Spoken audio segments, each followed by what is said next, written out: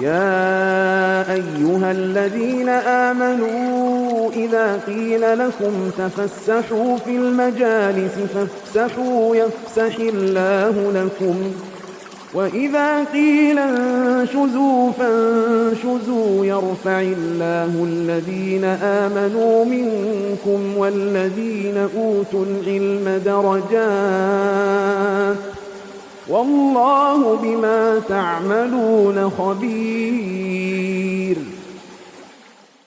الله عليه وعلى آله وصحبه أجمعين وسلم تسليما كثيرا. أما بعد, alhamdulillah kita bersyukur kepada Allah Azza wa Jalla di mana pagi hari ini kita masih diberikan kesempatan untuk menghadiri kajian ilmu setelah melaksanakan sholat subuh berjamaah. Semoga amal ibadah kita diterima oleh Allah Azza wa Jalla. Kita masih membahas tentang keimanan kepada kitab-kitab Allah. Dan kini kita membahas mukjizat Al-Quran. Al-Quranul Karim adalah mukjizat Nabi kita Muhammad sallallahu alaihi wasallam yang paling agung dan satu-satunya mukjizat yang masih terlihat sampai hari ini.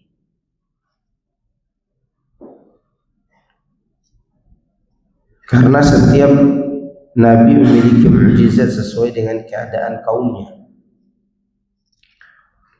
Manakala sihir mewabah atau merajalela pada zaman kaum Fir'aun, Musa pun datang dengan tongkat yang bisa berubah menjadi ular,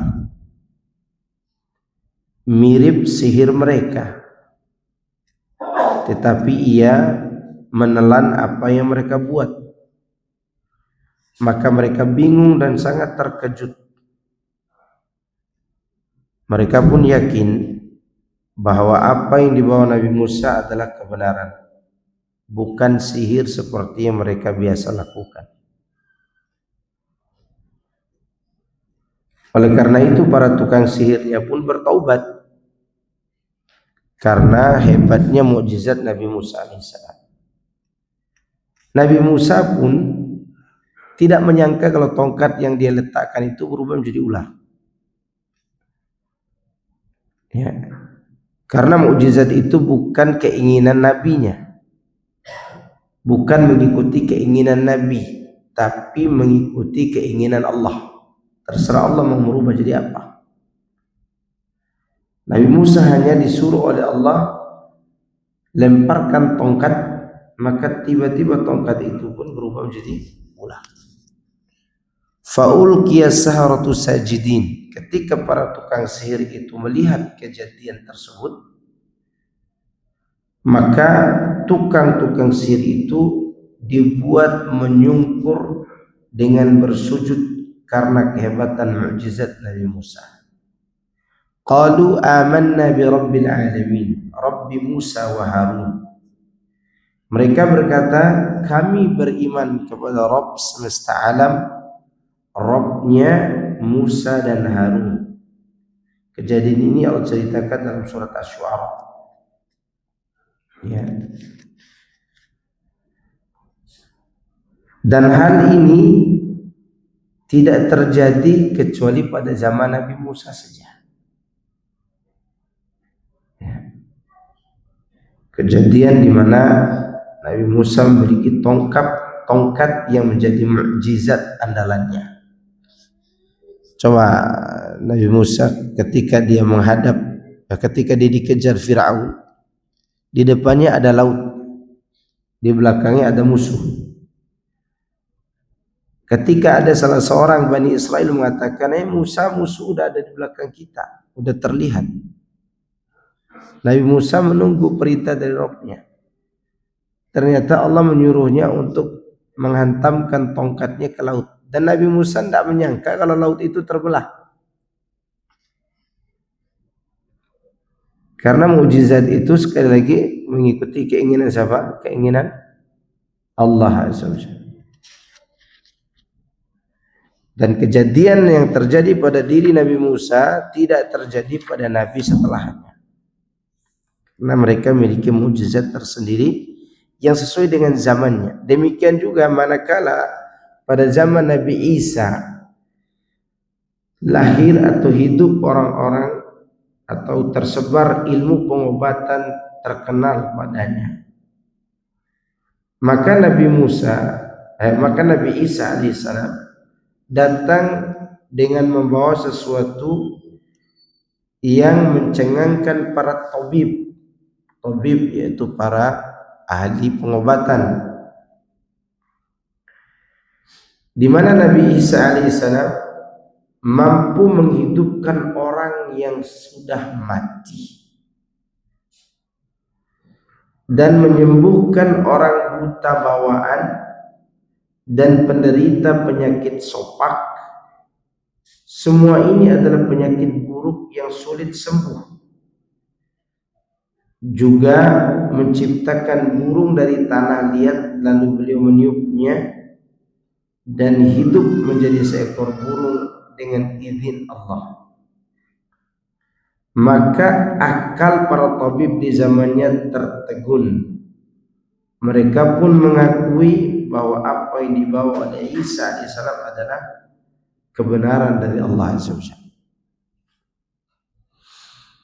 Menghidupkan orang mati, menyembuhkan penyakit sopak, penyakit kulit yang dikenal oleh mereka penyakit menular dan sulit sembuh.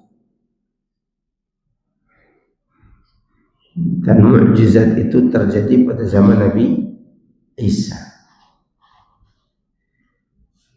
Demikian juga ketika orang-orang Arab adalah orang-orang yang ahli di bidang berbicara dan berkhutbah. Lisan mereka fasih, ahli balaghah. Maka Allah menjadikan Al-Quranul Karim sebagai mukjizat Nabi kita Muhammad sallallahu alaihi wasallam. Maka orang-orang Arab itu banyak istilah dalam pembahasan tata bahasa. Ada mereka sebut dengan al-adab, ada yang disebut dengan, atau bahasa kita itu al-adab itu sastra. Kemudian ada disebut dengan balaghah, ada disebut dengan khutbah. Khutbah itu bahasa Arab yang artinya kalimat nasihat singkat tapi mengena. Ya. Kalau ada ustadz khutbahnya sampai hampir 1 jam, ini bukan khutbah, ini ceramah. Ya. Khutbah itu orang Arab mengenalnya, kalimatnya singkat tapi mengena. Maka datanglah Al-Quran yang bisa menyaingi semua tata bahasa itu. Kalimat yang begitu singkat tapi maknanya padat. Contoh wal asri. Wal asri itu membuat Amr ibn al-As masuk Islam.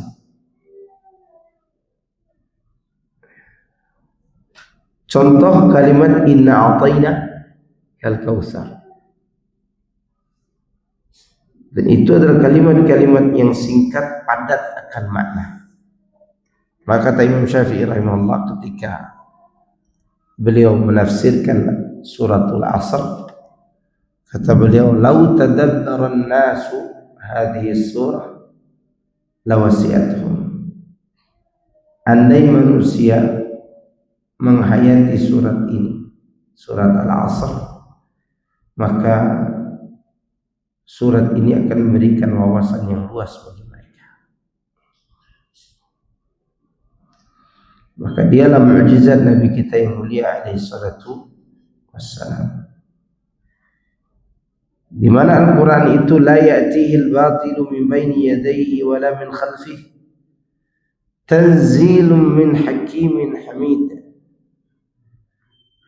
yang tidak akan didatangi oleh kebatilan baik dari depan maupun dari belakang, yang diturunkan dari Rabb yang maha bijaksana lagi maha terpuji. Dialah Allah. Oleh karenanya ahli sastra, ahli syair di zaman Rasulullah SAW, dia mengakui keindahan Al-Quran itu melebihi syair. Dia adalah Al-Walid bin Al-Mughirah. Al-Walid bin Mughirah dari suku Makhzum, ketuanya Abu Jahal. Ketika Abu Jahal berkata kepadanya, yang dibawa Muhammad itu adalah syair, kata Al-Walid bin Mughirah, demi Allah, tidak ada di Mekah ini orang yang paling bagus syairnya melebihi syair aku. Aku tahu persis syair itu bagaimana. Yang dibawa oleh Muhammad terlalu indah untuk dikatakan sebagai syair. Maka perkataan Al-Quran itu yang dibawa Nabi Muhammad SAW jauh lebih indah daripada syair. Karena di dalam syair itu, kalau pembuatnya tidak jujur, maka akan banyak kebohongan. Tapi di dalam Al-Quran, dia menjelaskan kenyataan-kenyataan yang terjadi pada masa itu. Maka mereka tidak bisa menyangka. Sulit untuk mengalahkan Al-Quran. Maka oleh karena itu Al-Quran adalah mukjizat yang kekal sepanjang zaman. Allah memilih mukjizat yang mengagumkan ini untuk menutup risalah langit yang menyeluruh bagi semua manusia. Al-Quran adalah mukjizat yang dibaca dan ditelaah oleh semua generasi dari setiap zaman. Mereka mengetahui bahwa Al-Quran adalah kalamullah yang sebenarnya, bukan perkataan manusia. Allah telah menantang jin dan manusia agar mendatangkan yang semisal Al-Quran, atau 10 surat sepertinya, atau 1 surat seperti Al-Quran. Tetapi tidak ada seorang pun dari jin dan manusia yang sanggup. Sejak Nabi SAW diutus hingga zaman ini, hingga selama-lamanya, tidak seorang pun sanggup membuat sebuah kitab seperti Al-Quran, atau seperti 1 surat darinya, sekalipun musuh-musuh Rasulullah SAW. Dan agama Islam berjumlah banyak di setiap zaman. Ini meskipun musuh itu lebih banyak daripada orang-orang yang mengikuti Al-Quran, dan mereka tak akan sanggup untuk melawan keindahan Al-Quran. Namun disayangkan Al-Quran itu terkadang ketika diterjemahkan ke bahasa Indonesia kurang menyentuh. Anak bertanya kepada teman yang bisa bahasa Inggris, justru yang sangat menyentuh itu kalau diterjemahkan ke bahasa Inggris. Tidak tahu bahasa Indonesia mungkin banyak kepentingan juga dalam penerjemahannya. Ya. Coba diterjemahkan iyyaka na'budu. Kadang kita baca terjemahannya kepada engkau kami beribadah, enggak tepat. Di situ ada penyempitan ibadah hanya untuk Allah. Maka harus ada hanya kepada engkau kami beribadah. Tidak cukup diartikan kami beribadah kepadamu. Kepadamu kami beribadah. Tidak cukup. Ya. Yang benar adalah diberikan pembatasan kalimat yang menyempitkan ibadah itu untuk Allah. Maka demikian kita melihat keindahan.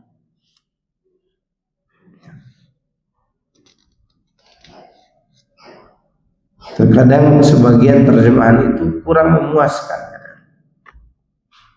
ketika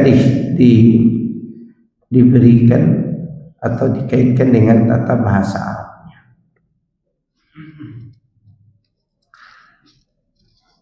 Allah berfirman, "Wa in kuntum fi raibin mimma nazzalna ala 'abdina fa'tu bi suratin min mislihi wad'u syuhada'akum min dunillahi in kuntum shadiqin fa illam taf'alu wa lan taf'alu fattaqun nar allati waquduha an-nas wal hijarah u'iddat lil kafirin." Dan jika kalian meragukan Al-Quran yang kami turunkan kepada hamba kami Muhammad, maka buatlah satu surat semisal dengannya dan ajaklah penolong-penolong kalian selain Allah jika kalian orang-orang yang benar. Jika kalian tidak mampu membuatnya, dan pasti kalian tidak akan mampu membuatnya, maka takutlah kalian akan api neraka yang bahan bakarnya manusia dan batu, yang disiapkan bagi orang-orang kafir. Tantangan ini terus berlaku hingga hari kiamat dalam firman Allah, "Fa illam taf'alu wa lan taf'alu." Jika kalian tidak mampu membuatnya, dan pastinya kalian tidak akan pernah mampu. Ya. Allah berfirman, "Am yaquluna taqawwalahu bal la yu'minun falyatu bihaditsin mislihi in kanu shadiqin." Ataukah mereka berkata, Muhammad sallallahu alaihi wasallam, dia Muhammad, mereka rekannya? Tidak. Ya. Am yaquluna taqawwalah. Ataukah mereka berkata, Muhammad telah membuat-buat perkataan? Bal la yu'minun. Bahkan mereka tidak beriman. Falyatu, maka hendaklah mereka membawa atau membuat perkataan yang semisal dengan Al-Quran jika mereka orang-orang yang benar. Ini tantangan dan tidak ada yang mampu membuat.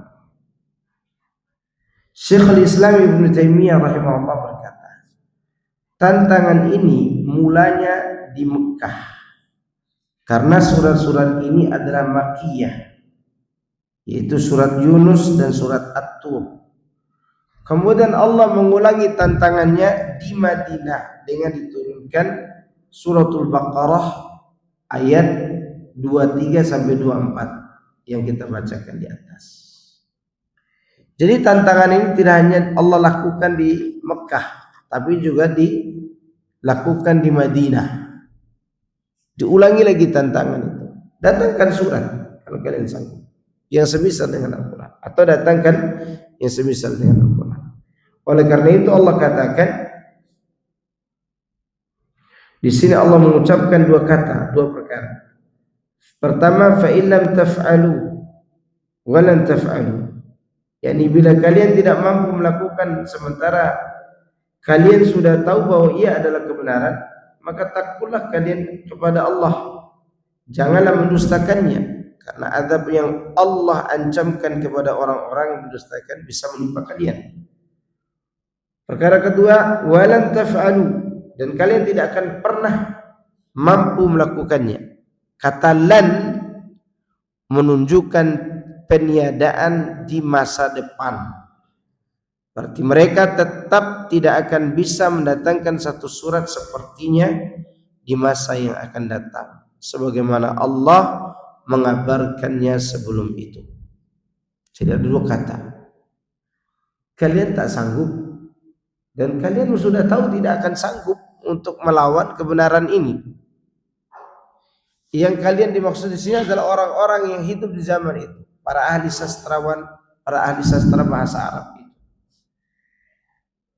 Berarti kalau mereka tidak mampu, mereka juga mengakui Quran itu benar. Tapi kenapa tidak diikuti? Takutlah kalian kepada api neraka. Kemudian Allah katakan setelah itu, walan taf'alu, untuk orang belakangan, orang untuk di masa depan, mereka tidak akan pernah sanggup untuk mendatangkan itu. Allah memerintahkannya dalam surat ini agar mengucapkan subhana, dan ia dalam surat Makkiyah,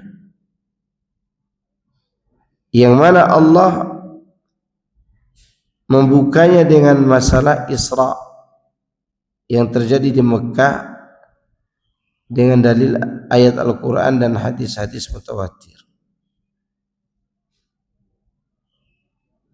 Artinya Allah subhanahu wa ta'ala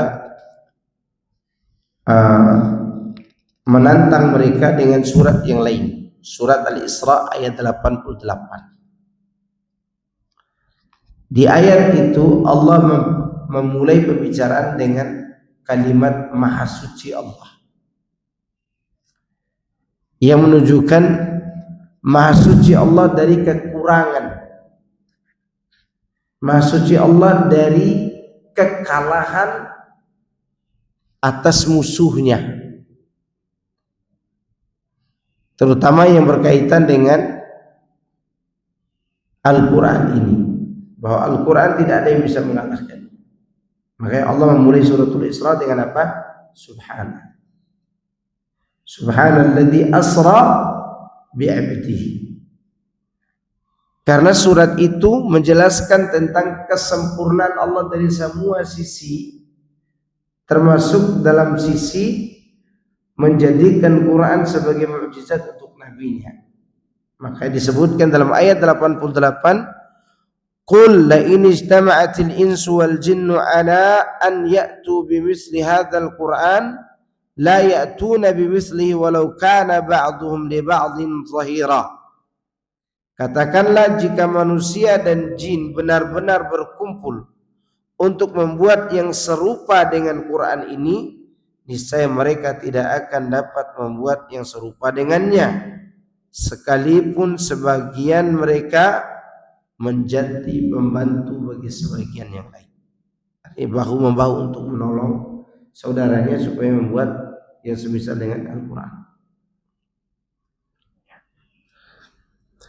Allah mengumumkan kabar ke seluruh makhluk untuk membuktikan kelemahan mereka dan memastikan bahwa seandainya mereka semuanya berkumpul, tetap tidak akan bisa mendatangkan yang semisal Al-Quran, walaupun mereka saling tolong-menolong. Tantangan dan suruhan ini berlaku untuk semua manusia. Tantangan ini didengar oleh siapapun yang membaca Al-Quran, orang awam maupun orang yang terpelajar mengetahuinya. Dan sudah diketahui bahwa mereka tidak berani menjawab tantangan ini dan tidak mendatangkan satu surat sepertinya.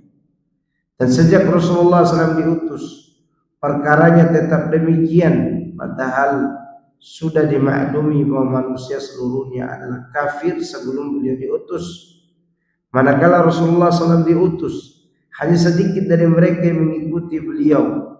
Orang-orang kafir sangat getol untuk membantah kata-kata beliau, berusaha dengan segala cara yang mungkin. Terkadang mereka pergi menemui ahli kitab, bertanya kepada mereka tentang hal-hal gaib, sehingga mereka bisa bertanya tentangnya kepada beliau, sebagaimana mereka bertanya tentang kisah Nabi Yusuf, Ashabul Kahfi, dan Dzulqarnain. Karena waktu itu mereka lagi ngobrol-ngobrol, mereka itu masih ragu dengan Muhammad, kata-kata tidak bisa dibantah. Akhirnya para ketua-ketua kafir Quraisy itu mengutus satu orang pergi ke Madinah. Ini masih di Mekah, belum hijrah nih. Belum ada orang yang hijrah. Mereka ingin sekali melawan perkataan Muhammad SAW. Maka mereka mengutus seorang, kau berangkat ke Madinah, tanya ahli kitab di Madinah tentang tanda-tanda kenabian. Benar nggak orang ini nabi? Di sana ada buktinya. Maka datanglah utusan itu bertanya kepada Yahudi, apa yang harus kami tanyakan kepada laki-laki ini agar terbukti dia seorang nabi atau tidak. Di antara yang dianjurkan oleh ahli kitab di Madinah, yaitu orang Yahudi yang membaca kitab Taurat, tanyakan kepadanya di antara kisah Nabi Yusuf, kemudian tentang pemuda-pemuda yang tertidur di dalam gua, dan tentang pemuda yang berjalan dari timur bumi ke barat bumi. Ada lagi satu yang tidak tertulis di sini, yaitu tanyakan kepadanya tentang ruh. Maka pulanglah orang Quraisy dengan senang hati. Kayaknya Muhammad tidak bisa jawab deh, tidak bisa jawab. Dan jawabannya itu sudah diberitahukan oleh orang Yahudi bahwa kejadian yang dimaksud pemuda-pemuda itu Ashabul Kahfi. Dimaksud laki-laki yang berjalan dari timur sampai barat bumi itu Dzulqarnain. Tentang ruh tidak ada yang bisa menjawabnya. Artinya ruh itu, kalau dia jawab bahwa ruh itu hak Allah, artinya tidak ada yang tahu tentang ruh, maka orang ini benar. Karena kalau ada yang sembarangan menjawab tentang ruh, berarti dia bohong. Maka dengan senang hati orang kafir ini pulang, datang ke Mekah, bertanya kepada Muhammad SAW tentang hal-hal tadi. Nabi bisa menjawab dengan surat, dengan jawaban bahwa Nabi Yusuf itu begini dan begitu. Ini maksud laki-laki yang tertidur selama 300-an tahun itu adalah Ashabul Kahfi, dibacakan surat Kahfi. Yang dimaksud dengan laki-laki yang berjalan dari timur sampai barat bumi itu adalah Dzulqarnain. Kemudian adapun ruh adalah kulli ruh min amri rabbi. Ruh adalah urusan Tuhan. Maka mereka semua tercengang dengan jawaban itu. Apa yang terjadi setelah tahu itu adalah kebenaran? Mereka semakin hasad kepada Nabi Muhammad sallallahu alaihi wasallam. Bukannya menerima kebenaran, tapi justru semakin apa? Hasad. Ini kebiasaan orang-orang jahiliyah. Kalau ada sesuatu yang tidak sesuai dengan selera mereka, mereka tolak. Sayangnya itu juga terjadi pada kaum muslimin. Sayangnya juga terjadi pada siapa? Kaum muslimin. Maka coba lihat ahlul bidah, ceramah, kajian Isra Mi'raj, kajian Maulid Nabi. Antum pernah dengar mereka sebut, "Qul in kuntum tuhibbunallaha fattabi'uni yuhibbukumullah wa yaghfir lakum dzunubakum." Ayat ini jadi momok buat mereka. Takut.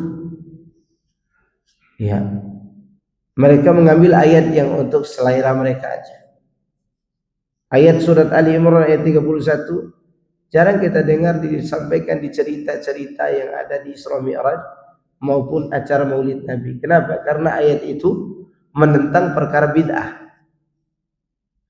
Pernah sering antum dengar mereka sampaikan al-yauma akmaltu lakum dinakum dengan tafsirnya? Kalau mereka berani membacakan tafsirnya, bubar kajian dari Maulid Nabi itu. Kenapa? Karena itu adalah perbuatan baru yang diada-adakan. Sedangkan al-yauma akmaltu lakum dinakum mengunci mati. Tidak boleh ada penambahan dalam agama. Contoh lagi, ayat apa lagi yang tidak berani disampaikan? Sambungan dari ayat laqad kana lakum fi rasulillahi uswatun hasanah. Dalam masalah apa? Liman kana yarjullaha wal yawmal akhir wa dzakarallaha katsiran. Uswatun hasanah dalam agama, dalam urusan akidah, ibadah dan juga akhlak. Adapun dalam urusan dunia, motor, mik dan seterusnya ini tidak ada kaitannya. Ini Rasulullah beritahukan kepada kita, kalian tahu urusan dunia kalian. Boleh berinovasi, agama jangan. Karena Allah katakan, laqad kana lakum fi rasulillahi uswatun hasanah. Lanjutannya apa? Liman kana yarjullah wal yawmal akhir wa dzakarallaha katsiran. Nah, berani mereka jelaskan ayat.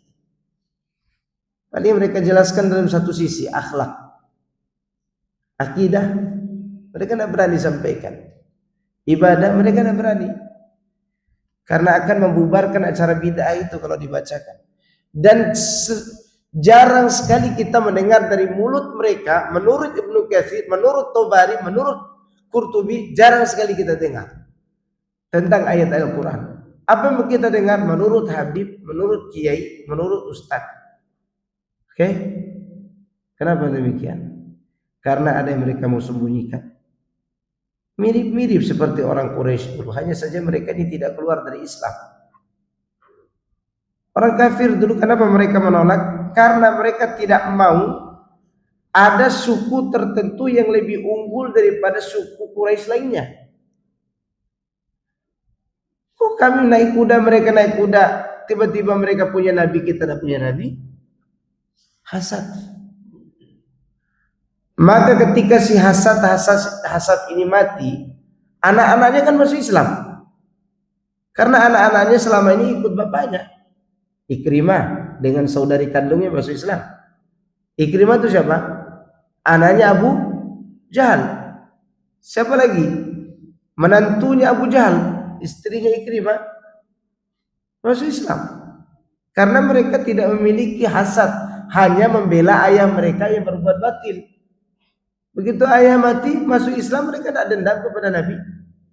Padahal Nabi SAW yang membunuh ayah mereka, pasukan Nabi SAW yang membunuh ayah mereka di mana? Di waktu perang Badar.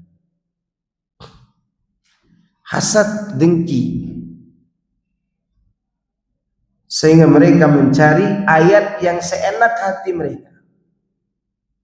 Kalau ayat Al-Quran disampaikan, pasti jawabannya tapi, masa iya, masa sebegitu, iya enggak? Dan jangan sampai terjadi juga kepada kita yang udah ngaji ini. Kita yang udah ngaji ini, kita harus sami'na wa ata'na. Kalau kita tidak sanggup untuk melaksanakannya, maka yakini aja dulu, beriman saja dulu. Ya, tidak perlu banyak berspekulasi, mencari jalan keluar dari kenyataan. Karena musuh kita yang paling berat adalah perasaan. Musuh manusia yang paling berat itu adalah perasaan. Maka setiap khutbatul hajah apa kata Nabi? Wa na'udzu billahi min syururi anfusina. Kalau orang memiliki perasaan jiwa liar, nafsu, diketahui buruknya. Ini nafsu nih. Nafsu bisa diketahui, ini syahwat. Tapi perasaan tidak ada yang tahu kalau itu adalah keburukan. Nabi SAW pernah menggunakan beberapa kali perasaannya, tapi ditegur oleh Allah ketika bertentangan dengan Al-Quran yang Allah wahyukan kepada beliau. Contoh, perasaan beliau menghargai cemburu istrinya. Beliau tidak mau minum madu yang dikirim oleh istri yang lain. Gara-gara dia tidak mau, Nabi tidak mengharamkan, tapi Nabi tidak mau minum karena menghargai cemburu siapa? Istrinya Aisyah. Ditegur oleh Allah, lima tuharrimu ma ahallallahu lak tabtagi mardata azwajik. Hai Nabi, kenapa kau haramkan apa yang Allah halalkan bagimu? Karena kau mencari perhatian istrimu. Ini bukan cari perhatian lurah, ini cari perhatian siapa? Istri. Wajar orang hidup berumah tangga, hal yang wajar. Tapi ditegur oleh Allah karena perasaan itu halus merusak diri kita. Demikian juga kita ketika kita tidak bisa meninggalkan adat istiadat kaum kita. Apa yang berbicara di situ? Perasaan tidak enak sama keluarga, tidak enak sama masyarakat. Itu yang ada dalam perasaan Abu Thalib sehingga dia kekal dalam neraka. Abu Thalib mengatakan kepada Nabi SAW, seandainya aku tidak takut dicela oleh kaumku, kau akan melihat aku berdiri pada agamamu, wahai Muhammad. Musuh Abu Thalib di sini apa? perasaan. Abu Thalib bukan orang yang barbar. Abu Thalib bukan pengecut. Abu Thalib bukan seorang yang pecundang. Bahkan belum pernah kita baca sejarah Abu Thalib itu mabok. Justru yang pernah mabok Hamzah. Sampai turun ayat, jangan kalian dekati sholat kalau kalian lagi dalam kondisi mabok, itu Hamzah tuh. Tapi dia sudah masuk Islam, tapi belum diharamkan khamar. Abu Thalib tidak pernah kita baca sejarah tentang dirinya mabok. Tapi kenapa dia tidak masuk Islam? Perasaan. Mungkin Abu Jahal dia barbar. Al-Walid bin Mughirah, Abu Lahab, ketahuan. Diri kita sendiri kita tidak tahu kalau diri kita bisa jadi musuh Al-Quran. Bisa jadi musuh sunnah. Karena apa tadi? Perasaan. Bahkan Nabi SAW ketika mengeluarkan satu pendapat yang tidak sesuai dengan realita yang terjadi, para sahabat berani bertanya. Karena ini sudah mengarah pada perasaan. Contoh perang Khandaq. Perang yang menegangkan. Jantung para sahabat sudah naik ke kerongkongan. Ini bukan kalimat kiasan, tapi terjadi kenyataan. Sesak napas. Karena musuh 10.000 tentara yang berjaga di Khandaq, ya tidak sampai 3.000-an lah, kurang lebih 3.000. Musuh yang di hadapannya itu ada 10.000, di belakang ada Yahudi yang bikin makar untuk membunuh anak-anak dan istri mereka. Tidak ada yang jagain di bawah kecuali satu orang laki-laki. Saya sampai lupa nama satu laki-laki itu.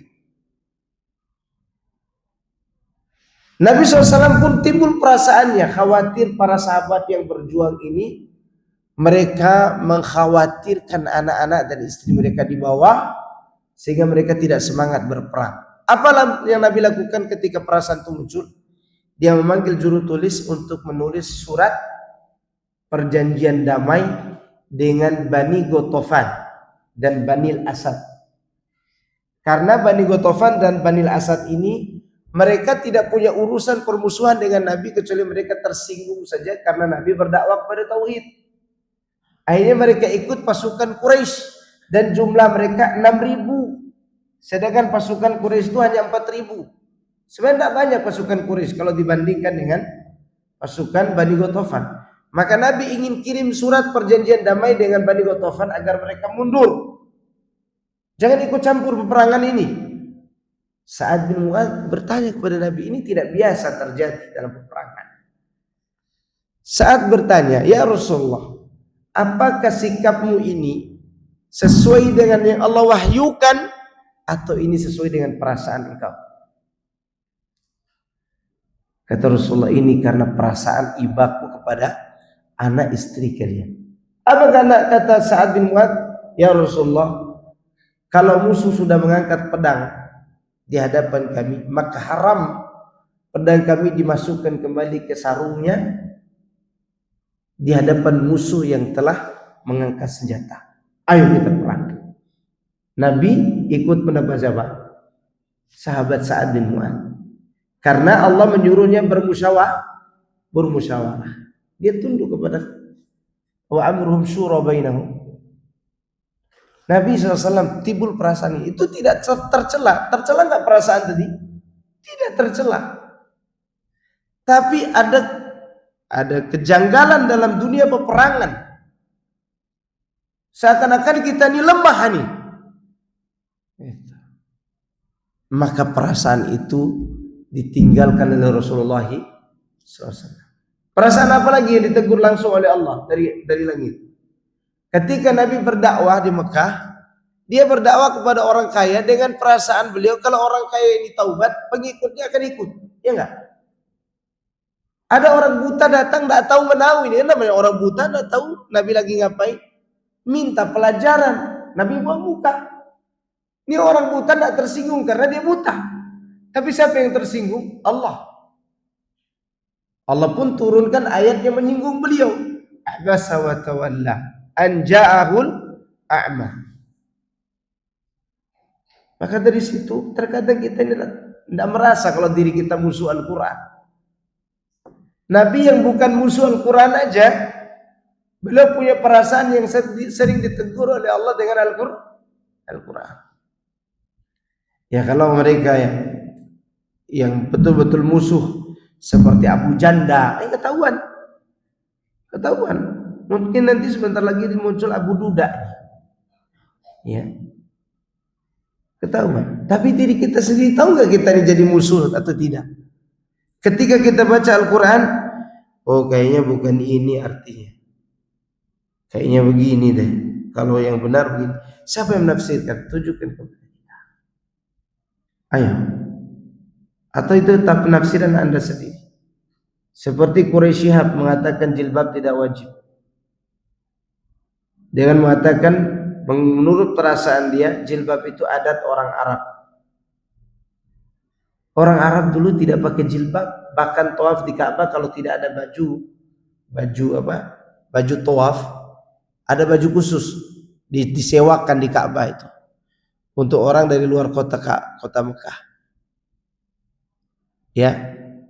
Kalau baju yang disewakan itu habis, orang boleh tawaf tapi telanjang bulat.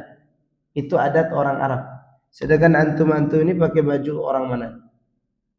Orang mana? Orang Asia ini, bukan adat orang Arab. Nabi datang bukan dengan membawa adat orang Arab. Dia datang membawa syariat. Perasaan Quraisy Shihab ini adat orang Arab. Itu perasaan.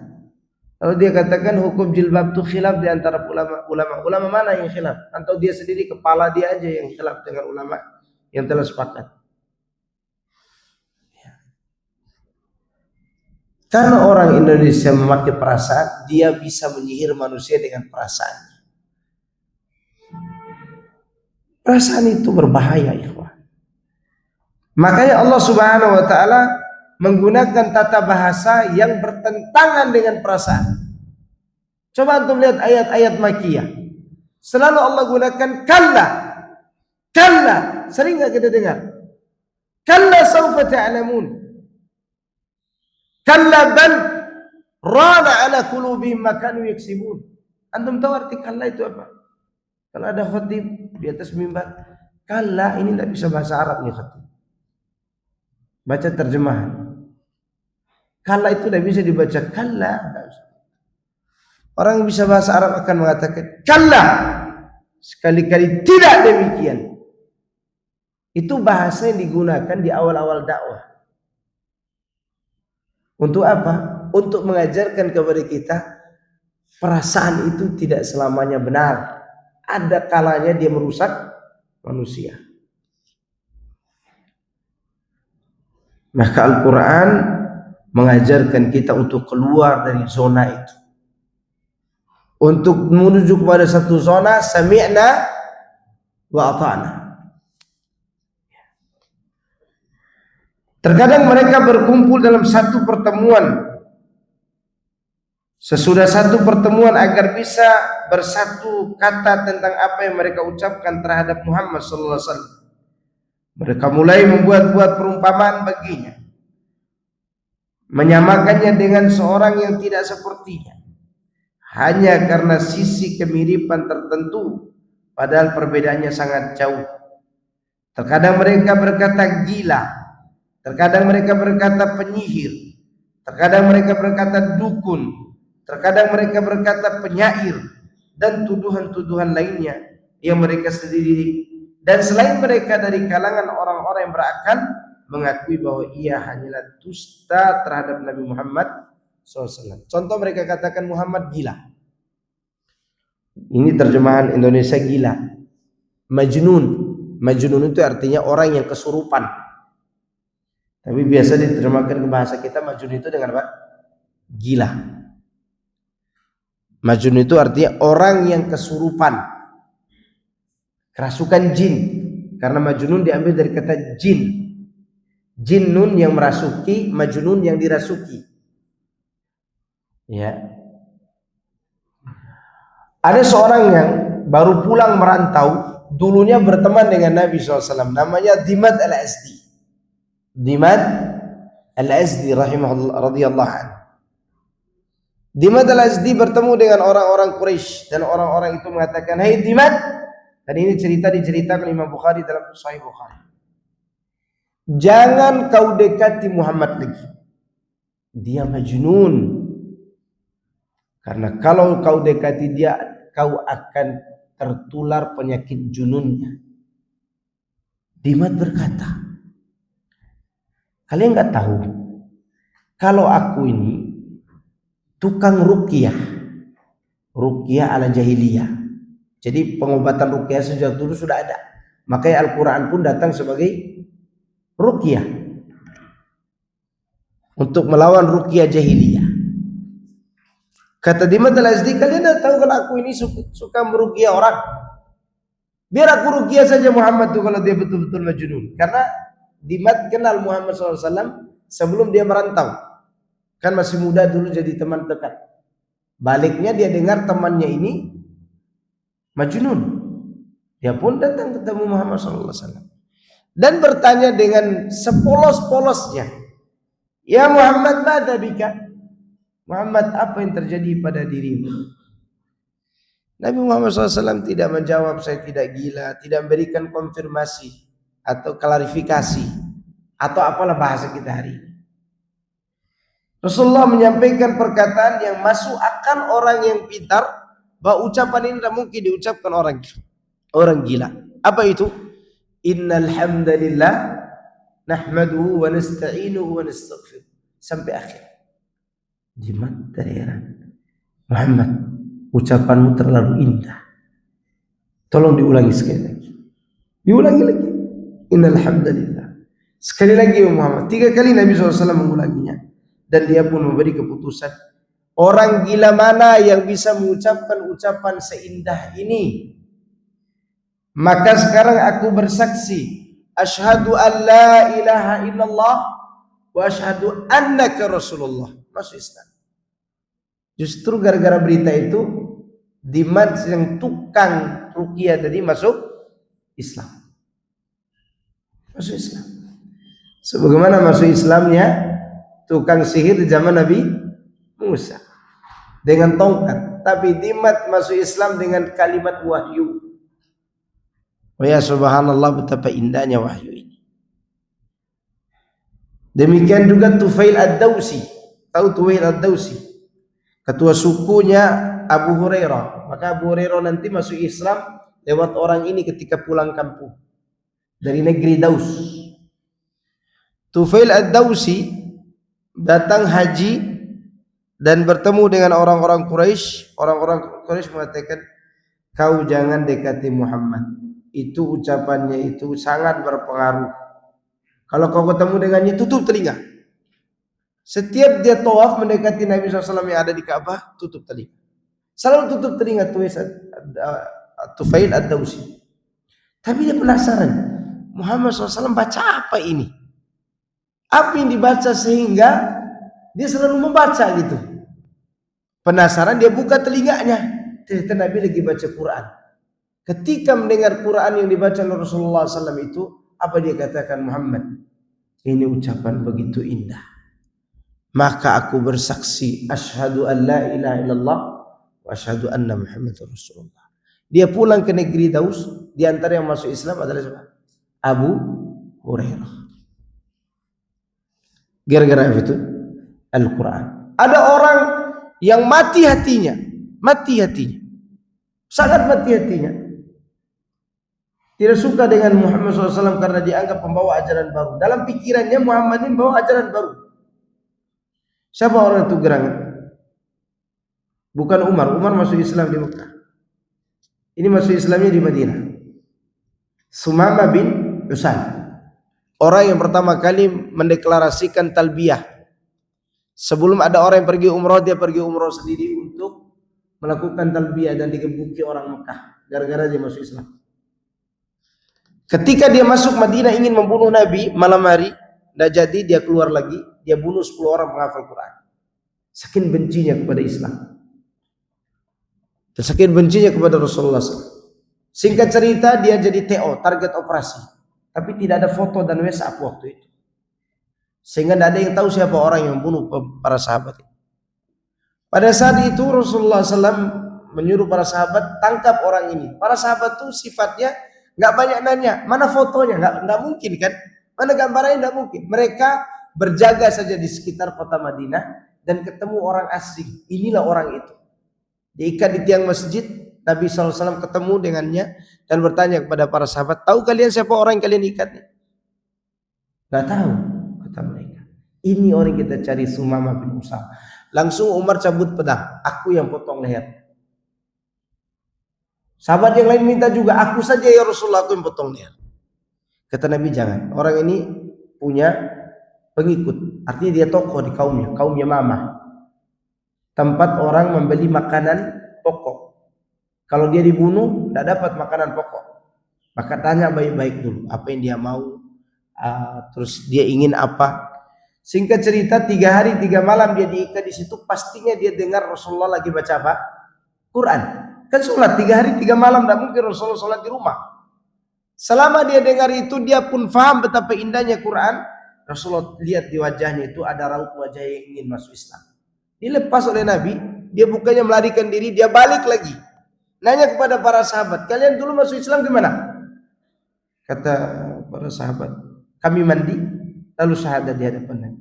Oh, dia mandi di sumur yang ada di sekitar situ. Kemudian dia pun datang bersyahadat. Itu keindahan apa? Al-Quran. Nah, mungkin orang itu menolak Al-Quran, kecuali mereka yang sudah dihantui oleh perasaan yang mereka buat sendiri. Kalau perasaan ini kita lawan, maka Al-Quran menjadi penenang jiwa kita. Bukankah Nabi SAW mengatakan ketika berdoa, anta ja'alal Qur'ana rabi'a qalbi wa nura sadri wa jala'a huzni wa dhahaba hammi wa ghammi. Ya Allah, jadikan Quran sebagai apa? Penyejuk hati. Rabi', antum tahu Rabi'? Bukan hujan deras kayak gini. Rabi' itu hujan yang menyejukkan. Itu Rabi', dan Allah sifatkan Quran dengan Rabi'. Wa nura sadri, dengan cahaya. Ya, karena hidupnya bumi dengan 2 itu, cahaya dan hujan. Kalau hujan terus, ya kita pun akan mati kalau hujan terus. Yang kata pohon. Atau panas terus tanpa hujan, kering kerontang. Maka demikianlah Quran menyajikan 2 itu sekaligus untuk hati. Cahaya dan penyejuk. Maka dahulukan Al-Quran sebelum apa? Segala-galanya. Kalaupun kita tidak mampu untuk mengamalkannya, jangan banyak berspekulasi. Kayaknya, masa iya, tetapi itu namanya punya perasaan. Ini harus kita hindari, karena Quran adalah kalamullah, mukjizat yang luar biasa yang tidak bisa orang membuat-buat untuk melawannya. Bila Allah telah menantang mereka agar menandingi Al-Quran dan berulang kali dan itu membatalkan klaimnya, maka sudah dimaklumi bahwa seandainya mereka sanggup, niscaya mereka pasti melakukannya. Karena tuntutan untuk menandingi Al-Quran kuat dan tegas. Seandainya mereka memiliki kesanggupan, niscaya mereka pasti mewujudkannya. Hal ini juga berlaku bagi seluruh penduduk bumi. Makanya mereka sekarang frustasi ya. Saking frustasinya apa? Quran dibakar, Quran diinjak. Frustasi. Orang kalau tidak bisa lawan, frustasi. Mencaci maki, mencemooh, itu frustasi. Antum kalau lagi berdebat sama orang dan orang itu tidak bisa menjawab pertanyaan antum, apa yang dia lakukan? Dia akan melakukan provokasi, dan dia juga frustasi. Di pikiran itu gila semua di pikiran itu. Ya. Maka oleh karena itu mereka tidak sanggup. Bukti ini memberikan ilmu yang yakin kepada setiap orang tentang ketidakmampuan seluruh penduduk bumi untuk mendatangkan yang seperti Al-Quran dengan tipu daya atau tanpa tipu daya. Ini lebih mendalam daripada mukjizat-mukjizat yang sejenis yang terulang seperti menghidupkan orang mati. Mukjizat Al-Quran, ya, mukjizat Al-Quran ini tidak seorang pun yang sanggup mendatangkannya, apa yang semisal dengannya. Maka Nabi Isa alaihissalam, kenapa dia diberikan kesempatan hidup sampai sekarang? Dia ingin mencicipi nikmatnya beramal sesuai dengan wahyu yang diturunkan kepada Muhammad SAW. Maka ketika ditawarkan nanti di akhir zaman dia turun nih, kau jadi imam, Nabi Isa tidak mau. Dia ingin menikmati menjadi makmum di belakang imamnya kaum muslimin, yaitu Imam Mahdi. Ya.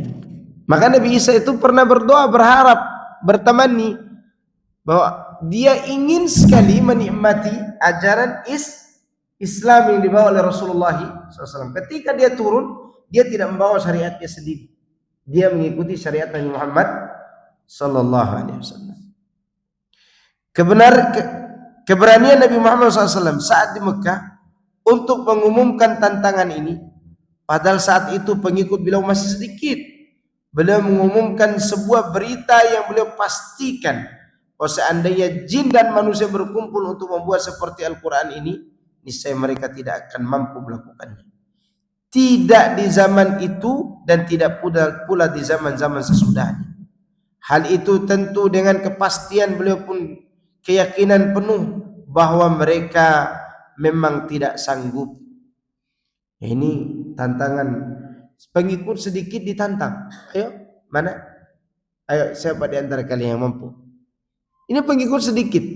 Ini karena kekuatan dan keberanian iman yang ada pada diri beliau bahwa mereka tidak akan sanggup melakukannya. Makanya di akhir zaman ini tidak ada yang sanggup membantah kebenaran dakwah di atas Al-Quran dan Sunnah. Tidak ada. Mau lari kemana? Dicegat kok. Apalagi syubhatnya syubhat yang lemah.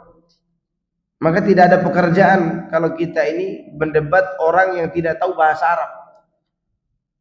Ya. Ada dai bisa bahasa Arab terus diajak debat oleh orang yang tidak bisa bahasa Arab, nggak ada pekerjaan, buang-buang waktu. Ya. Karena orang yang tidak tahu bahasa Arab tidak pantas didebatkan, tetapi dinasihati. Kalau dia ngajak kita debat, udah ente yang menang, anak yang kalah. Kalau kau cari kalah. Lalu pertanyaan, sekiranya besok ada lagi orang yang mendebat engkau dan dia katakan engkau itu kalah, kau ikut dia lagi. Lalu setelah itu ada yang debat engkau, dia kalah lagi, kau ikut dia lagi. Kita punya prinsip dalam beragama, ikut karena kalah. Mendebat orang itu kalau mereka setara dengan bahasa Al-Quran. Makanya orang-orang yang didebat oleh Nabi, orang-orang yang punya kecerdasan dalam berbahasa Arab, atau mereka punya kecerdasan dalam ilmu Alkitab. Sedangkan ilmu-ilmu yang umum, seorang tidak akan berani memastikan bahwa manusia tidak mampu mendatangkan sesuatu yang seperti ilmunya, kecuali bila orang ilmuwan mengetahui bahwa ia memang di luar kemampuan manusia, dan ilmu tentang ini menunjukkan bahwa ia memang mukjizat. Ilmu umum nih, ada orang misalnya meneliti, dokter misalnya meneliti, menurut penelitian saya, kopi itu bisa membuat asam lambung atau GERD. Oke? Siapa yang bisa berani menentang penelitian saya? Berani nggak dia ngomong begitu?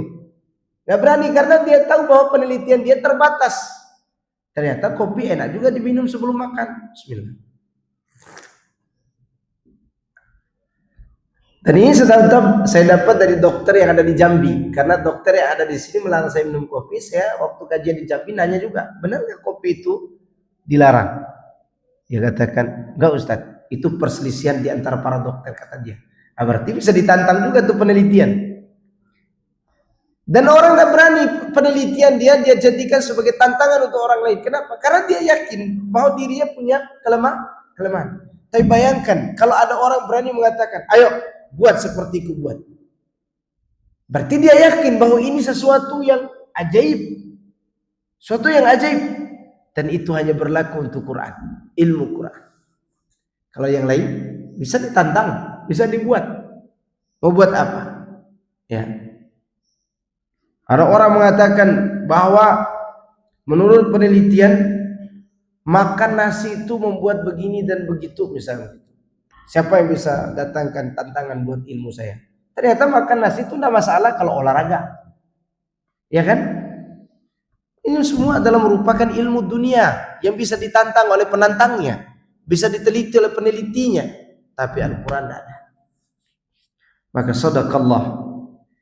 Ya, ini adalah mukjizat yang subhanallah tidak bisa dikalahkan dari segala sisi. Hampir 80% isi Al-Quran sesuai dengan kenyataan penelitian ilmuwan modern. Namun mereka tidak beriman karena ada sesuatu beberapa persen yang tidak bisa diteliti secara ilmiah karena kaitannya dengan ilmu gaib. Saya kira cukup. Itu yang bisa saya sampaikan tentang apa yang ada dalam penjelasan beliau tentang Al-Quran ini adalah mukjizat. Bergembiralah kita, mukjizat itu masih ada di tangan kita. Bisa dibaca, bisa ditadaburi dan dipelajari. Nah, ada pertanyaan? Atau cukup? Ya, cukup ya. Subhanakallahumma wa bihamdika asyhadu an la ilaha illa anta astaghfiruka wa atubu ilaik. Assalamualaikum warahmatullahi wabarakatuh.